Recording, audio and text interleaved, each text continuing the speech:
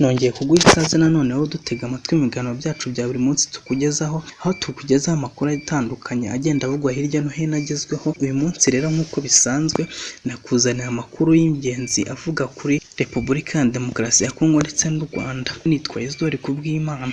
Perezida wa Repubulika y'u Rwanda yitabiriye inama yiga ku bibazo by'umutekano muri Repubulika ya Demokarasi ya Kongo. Perezida Paul Kagame yitabiriye inama igamije kugaragaza intandaro y'ibibazo by'umutekano muke bikomeje kwiyongera mu burasirazuba bwa Repubulika Iharanira Demokarasi ya Kongo, birimo n'imiyoborere mibi n'ivangura rishingiye ku moko. Perezida Kagame yitabiriye inama yiga ku bibazo by'umutekano muri Repubulika ya Demokarasi ya Kongo. Inama nto yateranye ku mugoroba ku wa gatandatu tariki ya 16 Gashyantare 2024 ku cyicaro gikuru cy'umuryango w'ubumwe bwa Afurika, yayobowe na Perezida wa Angola usanzwe ari n'umuhuza mu bibazo by'umutekano muri DRC.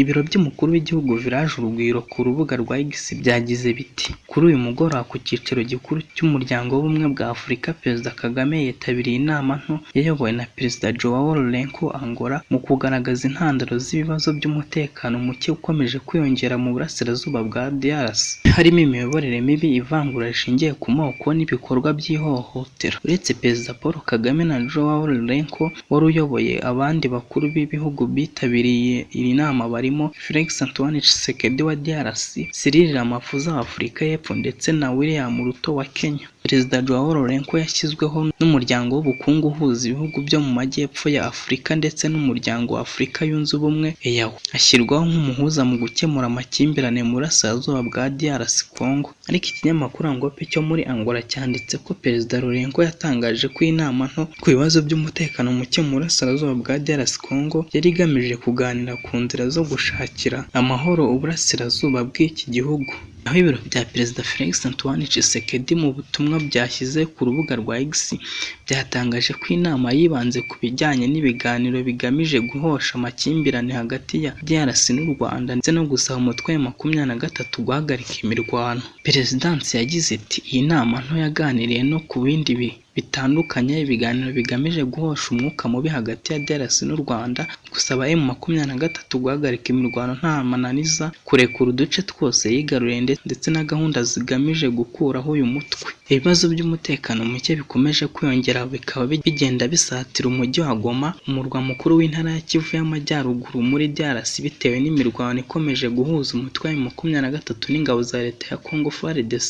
Intambara kandi ingabo za DRC zifatanyemo n'imitwe yitwaje intwaro byunze ubumwe, harimo umutwe wa Wazalendo na FDLR ugizwe n'abasize bakoze jenoside mu Rwanda. Repubulika ya Demokarasi ya Kongo iherutse no gutumira ingabo z'umuryango w'ubutwererane muri Afurika y'Amajyepfo SADC kuza gutanga umusanzu muri iyo ntambara, aho izo ngabo zije zisanga iz'u Burundi ndetse n'abacanshuro b'Abanyaburayi. Perezida Kagame kandi yitabiriye n'ibiganiro byahuje abakuru b'ibihugu byagarukaga ku bidukikije, birimo amashyamba n'ibindi bimera byo muri Afurika, mu rwego rwo kureba uko hakemurwa ibibazo by'ubusumbane mu ishoramari rigamije guhangana n'ihindagurika ry'ibihe kuri uyu mugabane. Ibiganiro bikaba byariswe Africa Green Wealth Presidential Round Table, byitabiriwe kandi na Perezida wa Congo Sassou Nguesso ndetse na Perezida wa Banki Nyafurika Itsura Amajyambere Dr Akinwumi Adesina. Mu yandi makuru y'ingenzi yagezwe n'uko Congo Brazzaville yazamuye ibendera ry'u Rwanda mu kigo cya Asesina. Ku wa gatandatu tariki ya 16 Gashyantare 2024, ibendera ry'u Rwanda ryazamuwe mu kigo cya Asesina gishinzwe ingendo zo mu kirere Central Regional Pool Navigation Ayerin, giherereye muri Repubulika ya Kongo mu mujyi wa Brazzaville. Bwana Joachim Chisambu Mbundu amurikira Ambasaderi Mutsindashyaka serivisi z'ikigo cya Asesina.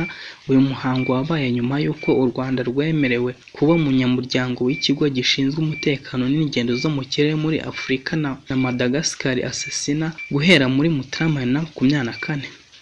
Bitabiriwe n'abayobozi batandukanye mu nzego za leta ya Kongo, harimo Bwana Albert Asusuemo, umuyobozi mukuru w'ibiro bya Minisitiri ufite ingendo z'indege mu nshingano ze, ndetse na Serge Florent Zota, umuyobozi w'ikigo cy'igihugu gishinzwe indege za gisivile. Uhagarariye iki kigo cya Asesina muri Repubulika ya Kongo, Joachim Chisambu Mbundu, Mu ijambo rye ritangiza uyu muhango yagarutse ku mateka ya Asesina guhera itangizwa mu mwaka wa 1959, asobanura ko iki kigo cyubakiye ku nkingi eshatu arizo ubufatanye bw'ibihugu mu guhuriza hamwe ubushobozi kugira ngo barusheho gucunga neza ikirere cyabo, kugira abakozi bafite ubumenyi buhagije no guhozaho mu guharanira kuba indashyikirwa binyuze mu guhanga udushya. Ambasaderi w'u Rwanda muri Repubulika ya Congo Theoneste Mutsindashyaka yashimiye ubuyobozi bwa Asesina ku muhango mwiza bwateguye, anababwira ko ari iby'agaciro ku Rwanda. Naho mu yandi makuru agezweho ni uko umukobwa w'umunyeshuri yabyariye mu bwiherero bwa gare ya Muhanga. Umukobwa w'umunyeshuri w'imyaka 18 wigaga mu kigo cy'imyuga cya MTC Muhanga mu murenge wa Nyamabuye yabyariye mu bwiherero bwa gare ya Muhanga, ahita ajyanwa ku bitaro bya Kabgayi we n'umwana yari amaze kubyara. Amakuru yemejwe n'umunyamabanga nshingwabikorwa w'umurenge wa Nyamabuye avuga ko uwo mukobwa yabyaye umwana w'umukobwa, ubu bose bakaba bameze neza ku bitaro bya Kabgayi. Ababonye uwo mukobwa bavuga ko yagiye mu bwiherero ku nshuro ya mbere, agarutse yishyura ushinzwe kwishyuza ubwiherero, abwira mugenzi we ko atabashije kwiherera kuko hari ikintu kimurya mu nda. Undi nawe avuga ko uwo mukobwa amaze gusubira mu bwiherero ku nshuro ya kabiri yumviswe n'abandi bantu bari hanze y'ubwiherero ataka, maze bamwe mu babyeyi bakoreraga muri gare bamusanga mu bwiherero bajya kumufasha kubyara, bahita bamujyana kwa muganga.